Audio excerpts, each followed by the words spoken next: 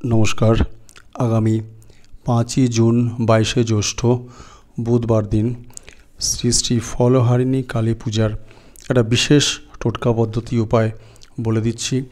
আর্থিক সমৃদ্ধির জন্য হোক বা দাম্পত্য সমস্যার জন্য হোক বা যে কোনো কারণের জন্যই হোক, নিজের মনস্কামনা মাকে জানানোর পৌঁছানোর এটা একটা দারুণ সুন্দর উপায়। কি করবেন? এটা একটা সহজ পদ্ধতি।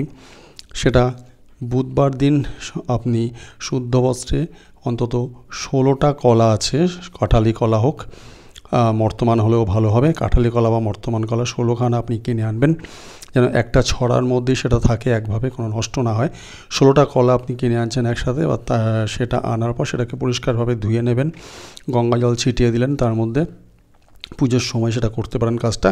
প্রতিটি কলার মধ্যে আপনি একটা করে লাল সিঁদুরের ফোঁটা, ঘি দিয়ে আপনি এটা গুলে নিন, লাল সিঁদুরের ফোঁটা একটা করে আপনি দিন, লাগিয়ে দিন। এবং কলাটার কাঁদিটার মধ্যে, মানে ছড়াটার মধ্যে আর কি, আপনি মলি সুতো অন্তত একটা 2 ফালতা করে, মানে 2টো সুতো একসাথে নিয়ে সেটার মধ্যে বেঁধে দিন। নিয়ে পুজোর সময় এটা নিজের আপনার নাম গোত্র সেটা বলে আপনি আপনার ঠাকুরমশাই যিনি আছেন পুরোহিত, তার মাধ্যমে মাকে উৎসর্গ করে দিন। এবং মনে রাখবেন, এইটা উৎসর্গ করার পর মনস্কামনা না পূর্ণ হওয়া অবধি কিন্তু আপনি একটি বছর আপনি এই মনস্কামনাটা রাখবেন, যেটা আপনি দেখাবেন না। মনস্কামনা আপনার যদি পূর্ণ হয়ে যাচ্ছে, সেটা আবার আপনি তখন নতুন করে করতে পারছেন।